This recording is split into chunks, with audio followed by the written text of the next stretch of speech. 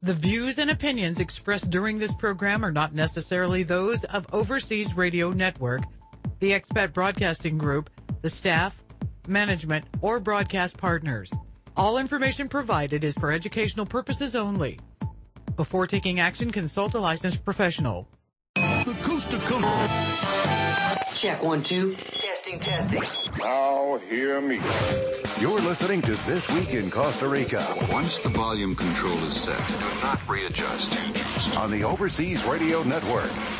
That's why I want you to go on the radio. This Week in Costa Rica, bringing you the latest information from expats, experts, and people just like you who chose to escape, retire, and live in Costa Rica. Listen and decide in your own mind what sounds best. Got a question? A comment? They have to be dealt with on an altogether different level. Or just want to talk to an expert on living in Costa Rica? Brother, what a way to make a living. Give us a call now. Hello? Lines are open and your answers are just one phone call away. Now, if you have some suggestions to offer, we're willing to listen to you. Ready? This Week in Costa Rica with your host, Who you? Corey Coates. And now, folks, it's showtime. Welcome to This Week in Costa Rica.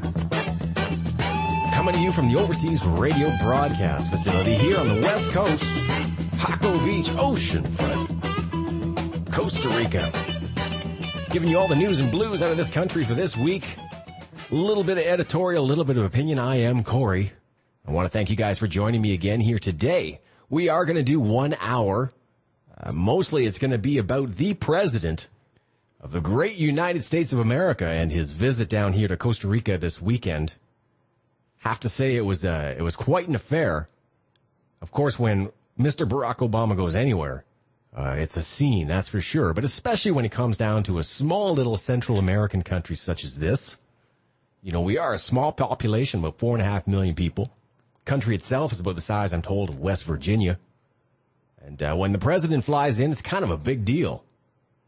The whole week ahead of that, we saw Black Hawk helicopters all over San Jose and the surrounding area, Secret Service police and special units all over the place, securing the hotels, the routes, checking everything out, and making sure that his visit was going to be safe and incident-free. And it certainly was. And I have to say, even as a Canadian living in Costa Rica, it's pretty exciting. Let's face it, there is not a man on earth more popular or arguably influential than Mr. Barack Obama. And the reality is that this country has an enormous financial dependency. And I use the word dependency on the United States and its economy.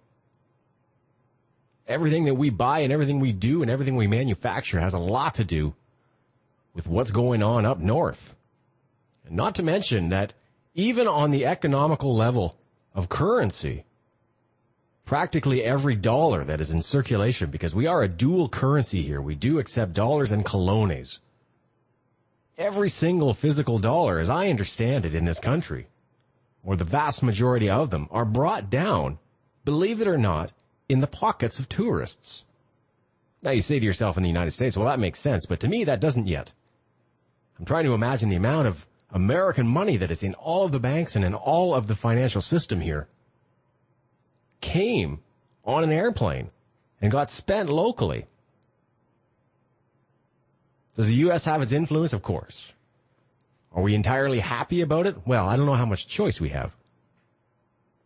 The question you might be asking yourself today is, why did Mr. Obama come down to Costa Rica? What are his interests, or the Americans' interest in this country? Arguably, not that deep, not that vast. Of course, we do have CAFTA, which is the Central American Free Trade Agreement, which was ratified a few years back. And we have seen a huge upswing in our exports, almost doubling, if I understand the figures correctly, making the opportunity to continue to do trade with the United States a lot easier and a lot more prosperous. Depends who you ask. But not to inject any political opinion, and I am certainly no expert on economics, I can say this. Continuing to smooth and improve those relations was definitely on the agenda here when he came to visit. He met with a lot of the prominent business leaders here in this country to speak on a number of matters. One of these talks was orchestrated by actually an institute here called Inkai, which is a business school here in Costa Rica. Fantastic school. It's a private school where a lot of prominent business members actually continue their education. I believe there's actually a Harvard affiliation with this school. They assembled a lot of the business leaders as well as the IDB, which is the Inter-American Development Bank. Sort of a brainstorming session to come up with some suggestions and ideas of how Costa Rica could make improvements in its infrastructure and its ease of doing business in a way that is going to encourage more business and more trade, and especially with the United States, our biggest trading partner. And I have to say, some of the suggestions were pretty obvious. Lower cost of energy and improvements on infrastructure. Well, if you've ever listened to this show, we've talked about that. If you've ever read anything about doing business in Costa Rica, those are two of the biggest barriers that a lot of us have to overcome. The power's expensive. And it's not just because, hey, I'm in my condo and I don't like paying that much for air conditioning. We're talking about manufacturing is getting more and more and more expensive. So clearly we are looking, as most countries in the world are, at what are some of the energy alternatives that we can look forward to. And the United States, as it stands right now, and its current administration, are trying to be leaders globally in this effort. Looking at liquefied natural gas, interesting stuff. As well, looking at improvements of infrastructure, but I think what I saw a lot of in a lot of these conferences and a lot of these ideas that were put forward, at the end of it was, okay, so if you could go back to the United States, Mr. President, and talk about all these great things and see if you can help us raise a little bit of money. It's like, aha, here we go. Really, a lot of these were cap in hand, going to the United States and saying, hey, if there's any more of that money can flow down our way, we'd appreciate it. We are a Central American country. We are a developing nation. We don't have a lot of cash down here. So the reality is that when the United States wants to create a much broader network of immigration reform, tighter security controls, and a higher level of vigilance in terms of monitoring drug cartels and their activities in these regions, it isn't fair to ask us to foot the bill. Again, not to get political, but based on what I'm seeing with the spending up in the U.S., looks like you guys got plenty of cash. Here comes the email. Speaking of email, info@thisweekincostarica.com is where you can get a hold of me. That is the website. We're going to find the show notes for everything we do here today. I'm going to bring in 3 guests for this hour. I'm going to call Dan Stevens from the Costa Rican Times. We're going to talk Obama for a bit. He's always got an opinion. We're going to call Adam Williams from Bloomberg Business. He's the local correspondent writing for that great paper down here. Get his take on the conference. And Lyle Head's going to pop in as well. Talk a little bit about Jaco, why I couldn't go to the conference, and a whole bunch more. Thanks for tuning in, guys. Stick around. You're listening to Corey on This Week in Costa Rica, only on the Overseas Radio Network.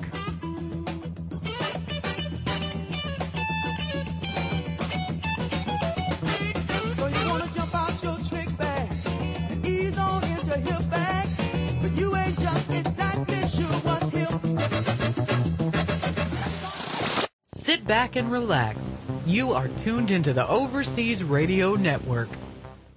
Looking to invest, live, or retire overseas? Before you pack your bags, you need to log on to nagellog.com. It's the only stop you need to make for global business, asset protection, estate planning, overseas residency, and citizenship needs. Our experts have experience working in 41 countries around the world. Starting a business abroad can be overwhelming without expert help. We assist clients with foreign trust, foundations, corporations, LLCs, IBCs, and property acquisition. Need help with IRA assets abroad, capital formation, foreign securities issues, banking, brokerage, or finance needs? NagelLaw.com. We ensure compliance with U.S. tax and regulatory laws. We engineer global structures to help our clients achieve their personal and business objectives. To find out about our introductory personal asset protection plan, visit NagelLaw.com. NagelLaw.com. We represent capital overseas. Belize, an asset protection haven where English is the official language. If you've been considering protecting your assets with an offshore trust or foundation, look no further. An asset protection structure from Georgetown Trust will serve you and your family for generations to come. Your grandkids will be grateful for the legacy that you were wise enough to establish for them today.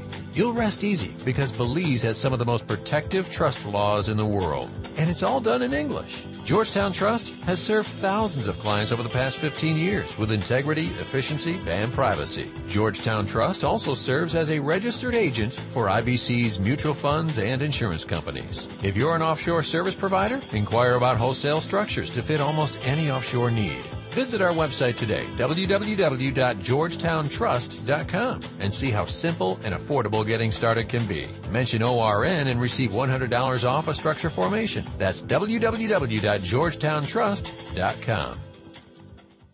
You've decided that you want to move overseas for that quality of life experience you've always dreamed of. But you don't want to give up the best of back home. We agree. Things like high-speed internet, safe neighborhoods where you can stroll along a shaded sidewalk, a place where you know your neighbors and you have friends close by. These are important. Grand Pacifica Beach and Golf Resort gives you the best comforts of back home paired with the exceptional lifestyle only available south of the border. Imagine strolling along over 3 miles of secluded beach, playing a round of golf along the ocean, surfing a world-class break all to yourself, enjoying a fine meal on your balcony and toasting to another spectacular sunset. All this and more can be yours only an hour from Managua. Complete home and lot packages start under $100,000, and a nice home on the golf course is yours for the mid-twos. Come visit for a weekend and enjoy our oceanside golf course. Ride horseback on the beach, meet your future neighbors, and make some new friends. Grand Pacifica may be a place you'd like to call home. For more information, email Mike at mikesgringolife.com. That's Mike at mikesgringolife.com. You're tuned in to overseasradio.com, the station to help you reach your dream destination. This Week in Costa Rica is hosted by Canadian entrepreneur Corey Coates. Corey has been living and working as a professional in Costa Rica for over 5 years. Well, I've been lost in my own place, and I'm getting with it. He's built a vast network of professional connections to help you with everything from immigration to relocation. Call in or send Corey an email to talk about the steps you need to take in making your dream of living in paradise a reality. Welcome back to This Week in Costa Rica. Thanks for sticking around, guys. Hanging out here in the Overseas Radio Broadcast Facility, oceanfront, Jaco Beach, Costa Rica. Make my call into the Central Valley today. Lots of news going on, of course, across the weekend. So I got to get some newsies on here. The first one I always call is Dan. Mr. Dan Stevens from the Costa Rican Times. How are you? I'm good, Corey. How was your weekend? Weekend was great. We celebrated May the 4th. Cinco de Mayo. I've still got a bit of a headache, but otherwise it went well. Oh, yeah, that's true. That's true. And we don't forget about the Kentucky Derby passing this Saturday. So. Well, I'm a Canadian, and I could care less, really, honestly. Yeah. Hey, Toronto beat Boston, so it's did they ever? I couldn't. I lost hope there for a little while. You can't see because it's radio, but I'm growing my playoff beard right now. Oh, dear Lord. Well, I made this vow, and I'm a little bit worried that it might come to fruition, is that if the Leafs get into the second round of the playoffs, I'm going to shave a giant maple leaf into my chest. Oh, God. Please do not share that online with any pictures. All right, I'm telling you, third round is all face painting. I'm going to look like the village idiot again. Perfect. Hey, you know what? If they make the Stanley Cup Finals, though, it's all worth it if your team makes it. So. Now, all the big news, of course, this weekend was President Barack Obama came down and visited here in Costa Rica. And, there was a lot of coverage, a lot of news about it. Some good news, some bad news, at least in terms of the coverage itself, I would say. But you have, I think, an interesting angle on this. And I want to get to the funny part first, if I could. We both saw a picture on Facebook of all the protesters gearing up, the anti-Obama go-home Yankee protesters downtown. In the first picture, And then in the second picture, all of them lined up at McDonald's afterwards, getting themselves a nice feed. Yeah, it was hilarious. I mean, you sit there and go home. We don't want you here. We don't want any of your businesses here. And yet there's a McDonald's on every corner here in Costa Rica. Yeah, I mean, we want to consider that 85% of the revenue here in this country is generated directly or indirectly by the United States or our business with them. And not to mention all of the best jobs really in this country at Hewlett-Packard, Oracle, Intel. Any of these companies ring a bell? You know, they're all American companies. So it's interesting to say that there are a lot of folks who wish the Yankees would go home. I wouldn't say a lot. I mean, there's maybe a 2 or 3% of some of the college students are that left wing about it. But I think there's an irony here and a hypocrisy. I think there's kind of two different sides, though. I see both sides, though, because, I mean, yes, the jobs that have been brought here by Intel, HP, and these technological companies are the high-paying jobs. But you also have to look at the fact that without the – and honestly, there's not that many gringos that live here. It's like between 12 and like 15,000. And I think we're a little more important than we really are. And you look at some of the stuff that we have actually brought here, though, which is prices have increased because of property, of real estate, et cetera, because of investment and because of the growth of different areas and developments. Then you've got and you look at the salaries that are being paid by these companies, and they're really not that great. I mean, it's between $800 and $1,000 a month. And with the increase of cost of living, the salaries aren't increasing at the same rate. So I see their point of view, but you also have to look at if you want to play the we're a global country card, or then you've got to step up to the plate and say, hey, we need this influence from outside nations. Sure, you know, it's a complicated relationship to say the least. You know, both financially and otherwise, but. I think it was interesting, though, that Mr. Obama came down here, and one of the things that he was pushing that I don't think had a lot of relevance to this region is his immigration reform. It was almost like he was using part of this trip, guess what, as an opportunity to kind of push his own agenda back in the U.S. Yeah, I agree. I think that the main portion of this trip was the trip to Mexico, which was for security reasons, with the guns going back and forth and drug war that's happening on the border, as well as the immigration reform bill that he's trying to push through Congress. And then I think that he comes down and meets with Daniel Ortega, Laura Chinchilla, all these heads of states here in Central America, and it's for 24 hours. Honestly, what's going to get done in 24 hours in a Latin American country? Not much. Sure. And I think the biggest things were, I mean, if you look at the biggest reasons that were supposedly why he came down here, first one was trade. Okay, well, CAFTA was implemented in 2006, and it's increased trade from 30 billion to 61 billion in 2012. And so it's had a great influence. Mm-hmm. But nothing, I mean, what else is going to change? You can't be like CAFTA plus. I mean, so, right. And then the other thing was security, and basically, unless they're giving money to increase the cops' salaries here, or and they've actually given money to the Costa Rican government or in this area, in the Latin American area, to help with the security issue. And so they're not going to really give any more, because you've got to go, hey, we're actually holding our people accountable for these things. And when you've got Coast Guard chiefs, for example, last week they're getting busted for being involved with drug trafficking, it's really not that much accountability. Sure. You know, I think the thing, though, Dan, is it's important to note that anyone who really follows Obama around the world and what he does, sometimes he's really visiting a country just for ceremonial purposes. It's really just to kind of come through, pay his respects because he's in the neighborhood. Yeah, great. Well, I'm glad that he can use the taxpayers' money to fly an Air Force One for a 24-hour visit where the entire country gets shut down. Well, hey, I'm not from the States, so it's not my money. Well, yeah, no, I understand that, but basically what happened in San Jose yesterday was everything was shut down. Sure. And they closed Paseo Colon, and I have a couple of friends that live in Escazú, and they're like, well, we're staying home today. There's no, I mean, and it's like, it's for me, it's because you have to shut down an entire country and let government officials off, and it's basically putting lipstick on a pig. You know, it's funny that I think about this too. I was just reflecting on when the Queen of England came to visit in Canada, and it's funny that I'm looking at this from the imperialistic lenses, but the same thing would happen. I mean, the Queen would come over to Canada. There'd be this internal debate. It's like, why do we need the Queen? We're wasting all of our time. So much of this money is going towards this. The city gets shut down. You know, but at the same time, I mean, there's something, I don't know, I guess nostalgic about it when the Queen comes, and it's super nice to see Her Royal Highness, you know, in her country, because technically it's her land.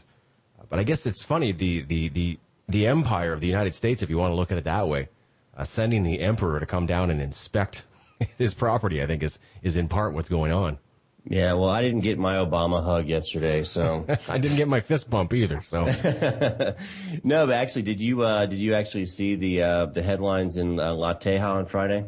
You know, I was a little bit disgusted by that, so I avoid that little rag because I think it's one of the worst papers ever on earth. So yeah, I think I agree with that, but I mean, to stay in classy Costa Rica. I mean, I had to put what they put on my my Facebook page, just because if you're actually able to put Viernes Negro, which means Black Friday in English, on as a title by Obama on your front page, then it shows zero class. Welcome to Costa Rica. There you have it. I mean, we get the best and the worst of them all. Look, Dan, we got to run here to commercial break. I want to thank you for the call today. Always appreciate your opinion. Dan Stevens from the Costa Rican Times. That's Costa Rican with an N Times.com.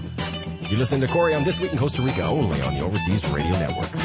So you want to jump out your trick bag and ease on into hip bag, but you ain't just exactly sure what's hip.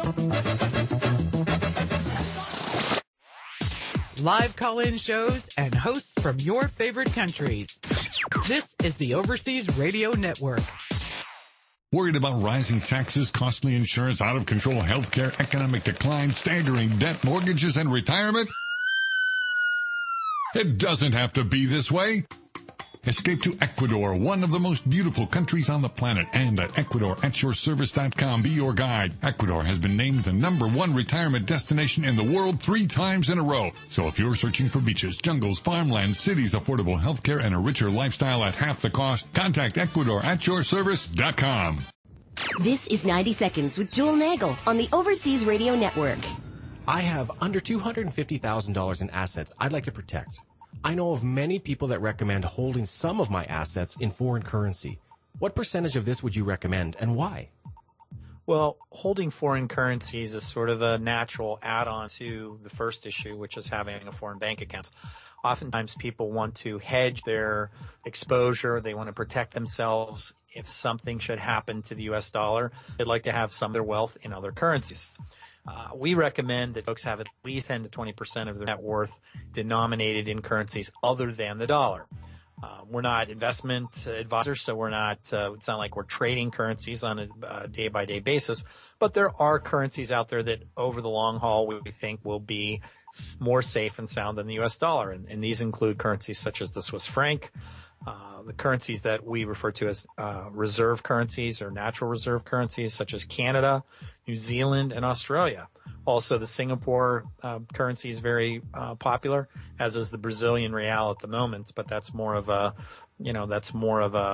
a play on the success of the Brazilian economy at the moment. But those are the top foreign currencies for folks right now. For more information on the 15 global strategies to protect your wealth, visit NagelLaw.com. That's NagelLaw.com. This is Kathleen Petticourt and Leif Simon with the Live and Invest Overseas Minute on the Overseas Radio Network. How would a move overseas affect your tax burden? The good news is that moving overseas as a retiree, earning only retirement income, should be a tax-neutral event. Any local tax obligation in the country where you relocate will depend on where and how your income while living there is derived, and foreign retirement income, Social Security income or pension income, for example, typically isn't taxed anywhere in the world. Your tax situation can be more complicated, and it is possible that you could acquire a new tax burden in the country where you relocate if you have earned income or investment income in addition to your retirement income. That's why you need to seek experienced professional counsel on this before making your move. Once you've taken up residence in your new country, some options for mitigating and managing your tax burden could be taken off the table. For more information on making the leap overseas, visit us online at liveandinvestoverseas.com. You're tuned in to overseasradio.com, your online radio resource about life abroad. Good. What? What is it? This week in Costa Rica. Fun, informative, and your questions answered. Talk live with one of our on-air experts and start living your dreams now. Welcome back to This Week in Costa Rica. All things Obama this week. We're wrapping up the big 2-day affair. Thought I'd call into the Central Valley and talk to one of my favorite news correspondents. He is the Central American correspondent for Bloomberg News, Mr. Adam Williams. Adam, how are you? Good, Corey. How are you doing? Really well. I'm calling you because I understand that you were at the press conference and you had an opportunity to hear Obama speak and see what this is all about. That is correct. I was there for the show. You know what I'm trying to determine exactly, honestly, is why in the world Mr. Obama came down here. Why was he here, first of all? You know, that's a good question. I would have to say it was sort of a diplomatic visit. It was sort of a hey, I'm still paying attention. Sort of a palm pressing with Mexico and Central America.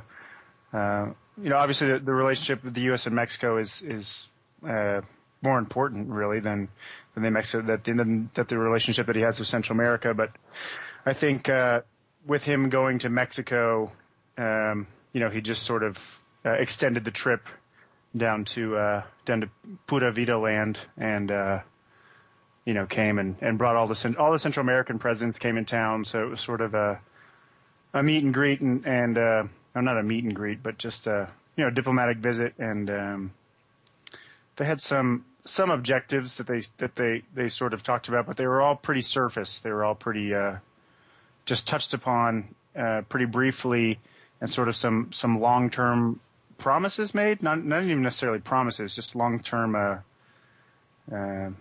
agreements or long-term ideas discussed. Well, for a lot of our listeners up in the United States, when they think about a presidential visit to a Central American or Latin American country for that matter, a lot of us tend to think the two main items on the agenda are always going to be immigration and drug trafficking. How much of that was really the talk of the town when this was going down at the press conference?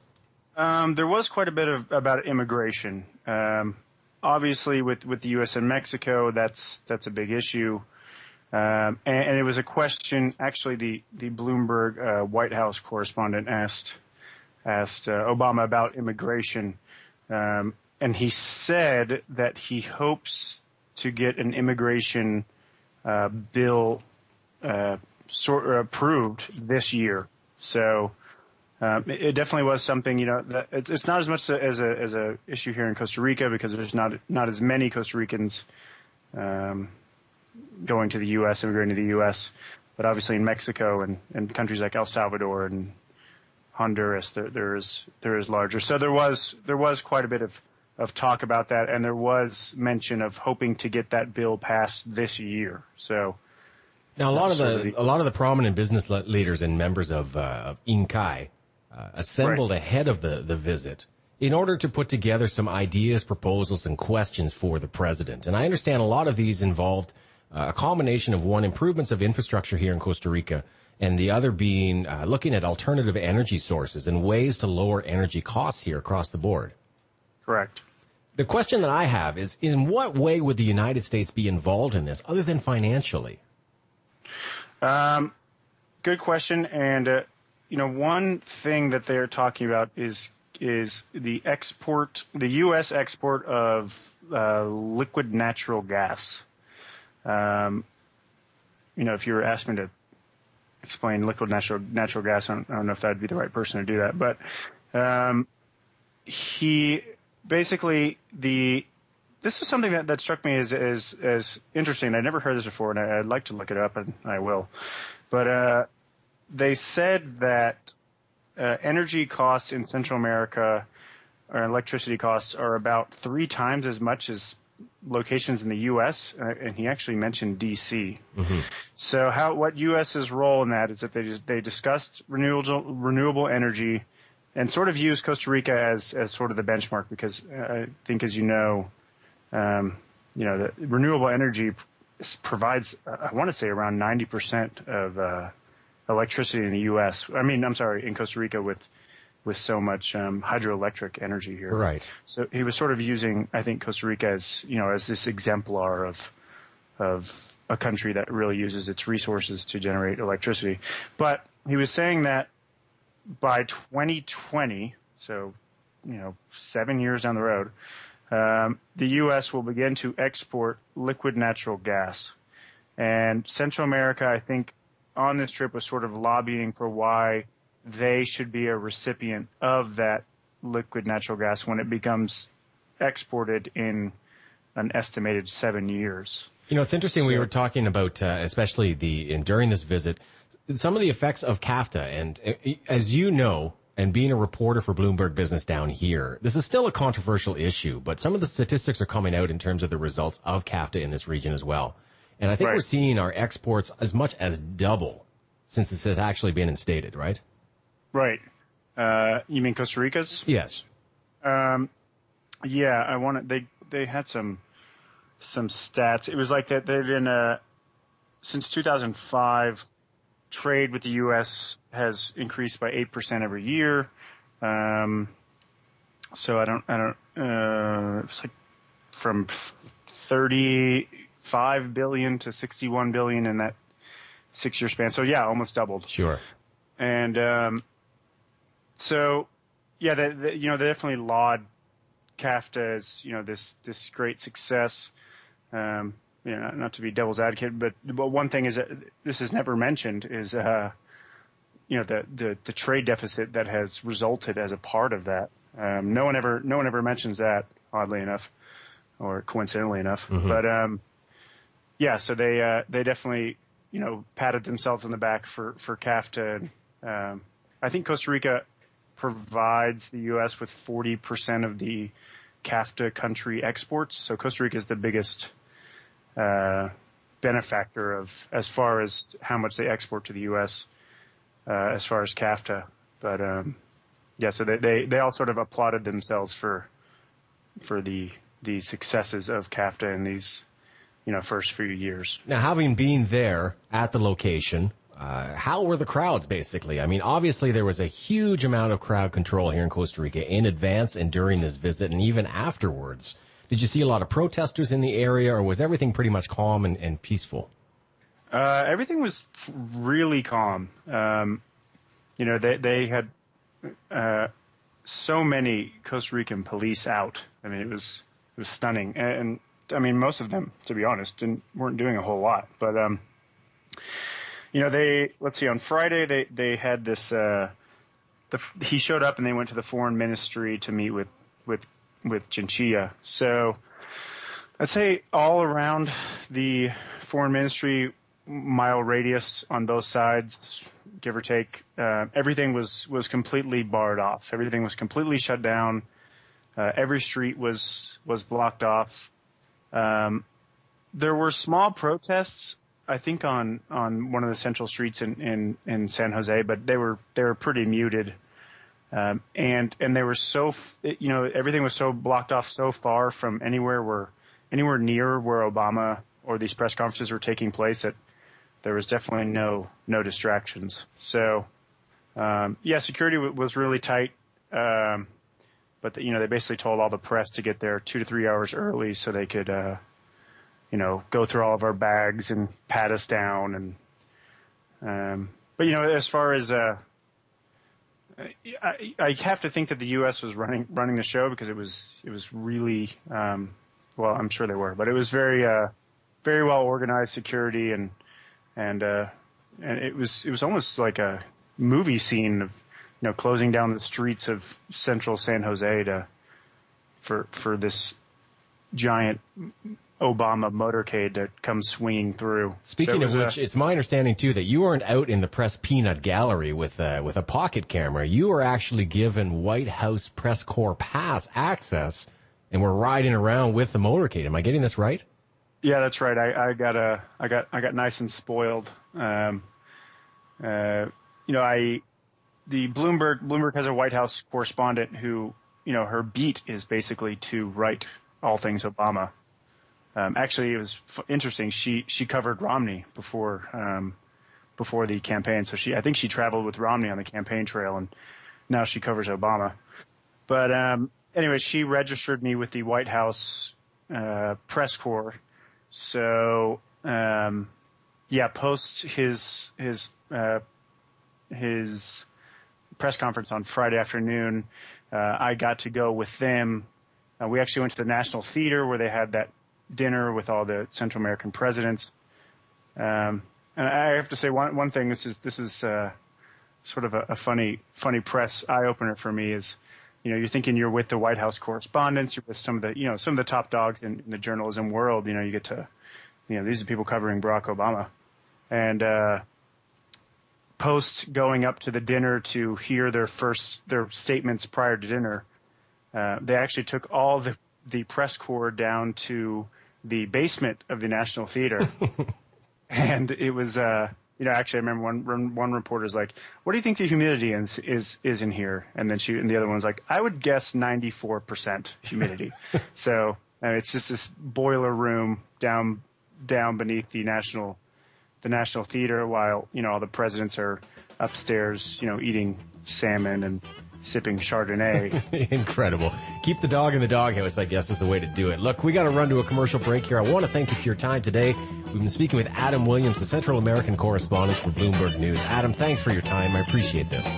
Sure. Thanks, Corey. So you want to jump out your trick bag and ease on into hip bag, but you ain't just exactly sure what's hip.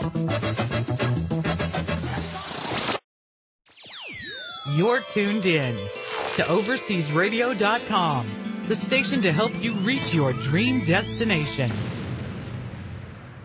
Georgetown Global Metals is a division of Georgetown Trust, Ltd., an international financial services company headquartered in Belize with offices in Zurich, Switzerland, and Panama City, Panama. Georgetown Global Metals is a leader in the physical acquisition and storage of metals worldwide. The company utilizes the best and most state-of-the-art facilities in Switzerland, Germany, Singapore, and Panama to store metals inside or outside the customs borders of the countries in which we maintain storage facilities. Georgetown can also acquire and store virtually any strategic, industrial, or defense-oriented metal for our clients. Most metals can also be fully insured throughout the delivery and storage process with Lloyd's of London. For a free, no-obligation quote on any precious or other metals, acquisition, or storage, please contact Louis Eck at georgetown@btl.net. Mention you heard about Georgetown Global Metals on ORN and receive 1 month storage absolutely free. Again, that is georgetown@btl.net or telephone international country code Belize +501 226 3569.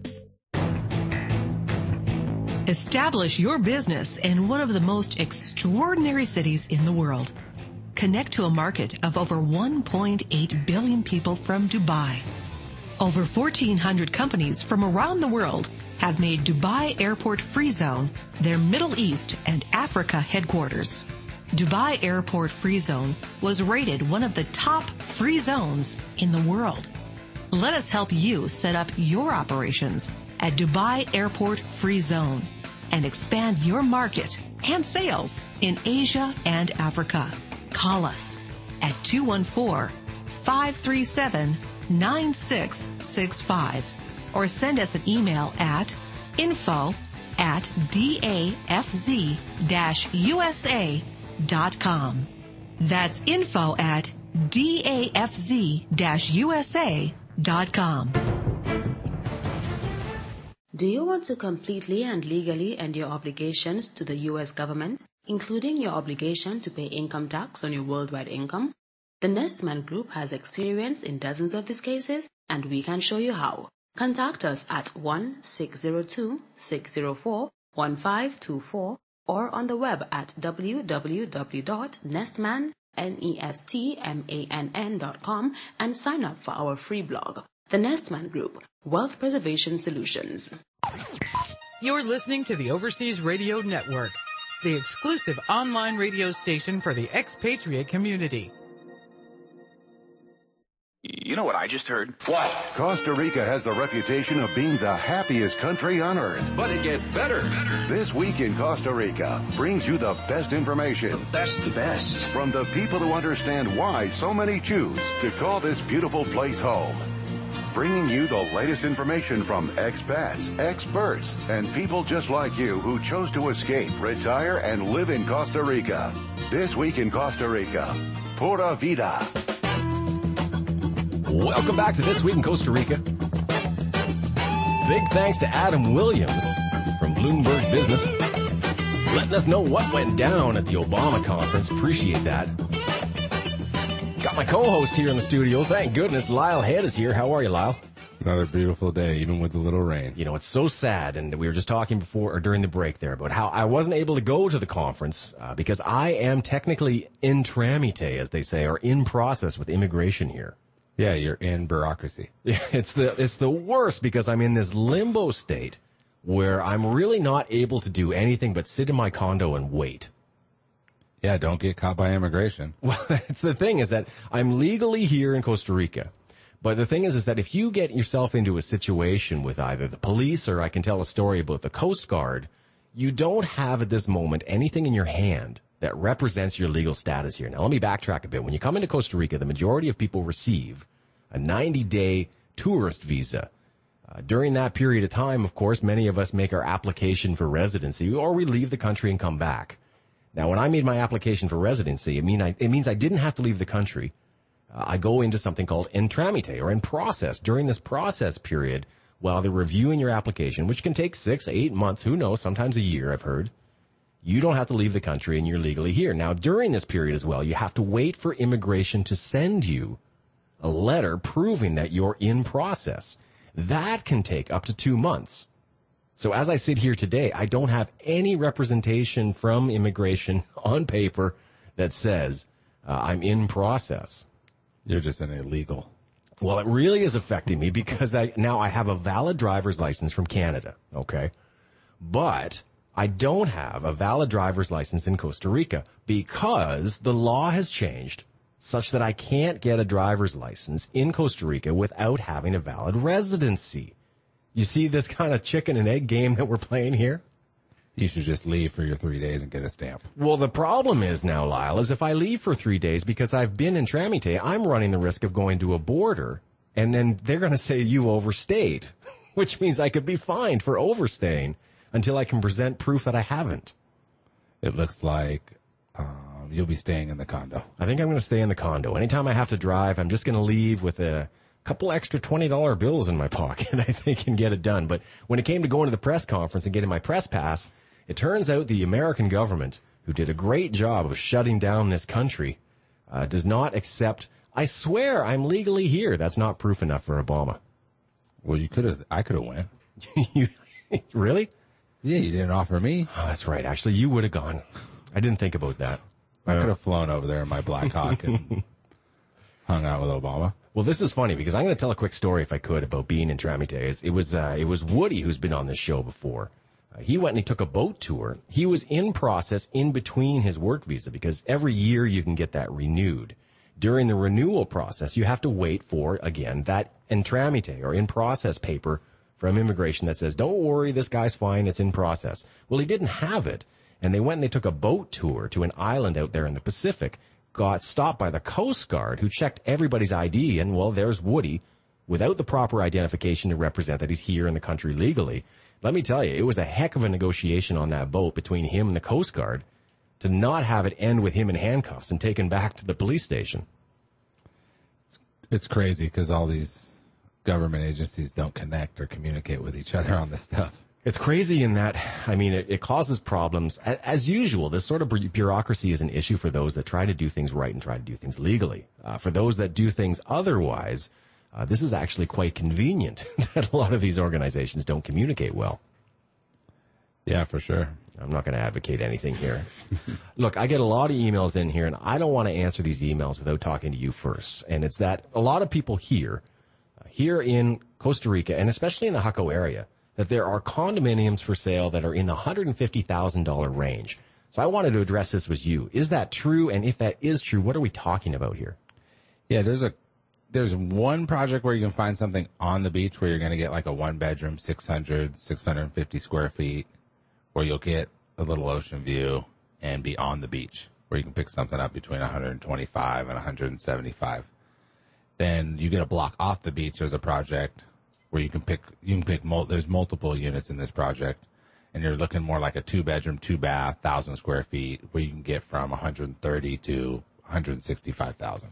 So obviously, I mean, the prices change considerably for what you get, depending on how close you are to the beach, right? Obviously. Yeah, for sure.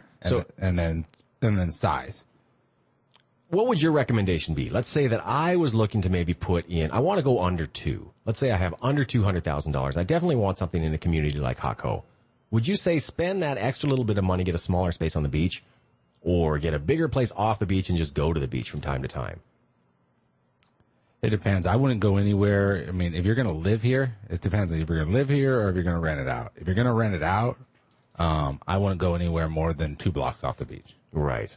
You know, now if you're going to live here, now it's another story. You know, you can get a single family home for that $150,000 to $200,000 and be 5-6 blocks away from the beach, have a little yard, be comfortable, a little bit less maintenance because you're not directly on the beach. I can see this because ahead of moving to Jaco, I envisioned living in a place like this, at least having an ocean view. I didn't know I would end up in the place like this that I'm in right now. I have a heck of a lot more than just an ocean view.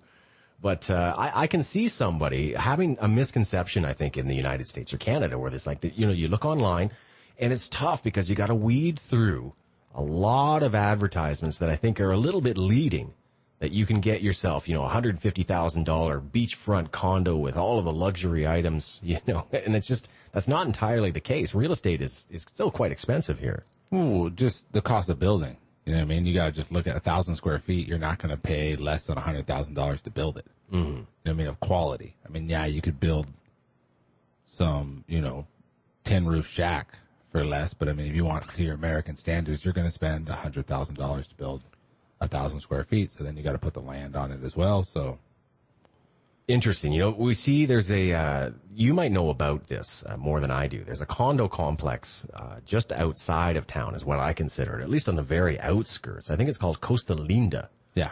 And I think there's a lot of locals who actually buy condos out there. And we see those in about 165,000, that area. Yeah, those are the ones I was talking, the 130. There's a few in there, 130 to 165. And those are nice. They're really nice. I mean, they're only a block away from the beach. They got a great pool. They're great beach condo to have, They're not too big. They're low maintenance fees. So this is a good option, I think, for somebody, for example, who wants to maybe come down for 5 or 6 months of the year to drop $130K. I'm assuming this is not these are unfurnished units. No, most of them are furnished. You're kidding? Yeah, most of them are furnished. Wow, and we're looking at what, a 1-2 bedroom? They're all 2 bedrooms, and they're about 1,000 square feet. And they're super secure. Yeah. And they've got, all the cable and internet, everything all hooked up for you. Yep. HOA fee is only $150 a month. Get out. Yeah, so those are very nice. And for a single guy, or a single woman, they have next to, in the middle of town, you got a block off. There's a place called Hania and another place called Paradise where you can pick stuff up between $50,000 and $65,000. They'll be 400 to 500 square foot 1-bedrooms with $80 a month HOA, and you're a block and a half away from the beach. I'm starting to understand why, when I go around town, that people are under the impression that I'm a millionaire. Oh, yeah, you are in the millionaire building. I'm starting to see that because, I've mentioned before when I go for my little run or I go walk out onto the beach, all the girls look at me, and I know it's not because of me. He's like, and you don't even have a bike. Yeah. So I guess the answer is yes, that for under $150K, you can get a great unit here, but you're not going to be right on the beach. But I mean, Jaco, as we've mentioned, it's a couple of blocks. It's like a 5-mile town, with it's going 2-3 blocks deep. So no matter what, you're close enough to the beach that you can either see it or get there easily. For sure. Yeah. Interesting. Well, there's some place in town, that I just saw, and you and I were talking again during the break about my issues here with belly fat. And this, I just can't burn it off. I don't know how to torch it. I think I'm going to get the lipo. I really think I'm going to go to SEMA and I'm going to get it sucked off my body. But looking at this place now, I'm really tempted because it's the weekend to go sin a little bit. And you said you've been here in town. It's called the Cacao Lounge. What the heck is this beautiful place? Yeah, it's this lady, Italian lady named Mariana. I think she opened it up around December. Really, really creative lady, but she does all this different bakery and stuff with chocolates and coffee, and then she also does flower arrangements. She helps with like coordinating weddings and a bunch of different stuff. But the Cacao Lounge is all about a coffee place and chocolates. Like they dip chocolate and they dip everything in chocolate. It seems like her name is Mariana Love. Yeah. And she has been a designer. And that would explain why not only are the presentations of the chocolates incredible, but I understand that the cafe bar there is just gorgeous. Yeah, it's super nice. I mean, my wife goes there every week. And, okay, it's a regular spot for her and her girlfriend. I'm tempted because I like creative delicacies, and one of the things that I'm seeing here is chocolate dipped in bacon, and another one done in jalapenos. Oh, I haven't had those. Okay, and fountain flows daily with milk chocolate to dip all the delectable items. Oh my God! And she makes a cheesecake with a white chocolate. Unreal, unbelievable. I bought one for my wife for our anniversary this year. Did a big flower arrangement and brought a cheesecake. My wife loves cheesecake. Man, I was eating on that thing for a week. The crust was like the best crust I've ever had in my life. Very interesting. Well, Clint and Mariana apparently running this place. Gonna have to go check it out. That's one of the things I love about Jaco. I keep boasting on this town. It's because in San Jose to find this place, you got to drive like 30 minutes, 10 blocks, and you're lucky if you heard about it. This town, walk 5 blocks down the road and have yourself some delicacies. Unbelievable, man. I love it. No, it's you'll enjoy it. I am going to. And it is Monday, which means that I'm going to wrap up here. I want to thank everybody for joining us today. ThisWeekInCostaRica.com is the website to find all the show notes, all the links to everybody we talked to. Big thanks to Dan, Adam, and of course Lyle for you coming in today. Appreciate you, man. Good. See you next week. All right. Going to hit the gym. Thanks so much, guys. Catch you all next week. You're listening to This Week in Costa Rica, only on the Overseas Radio Network. So you want to jump out your trick bag and ease on into hip bag, but you ain't just exactly sure what's hip. OverseasRadio.com.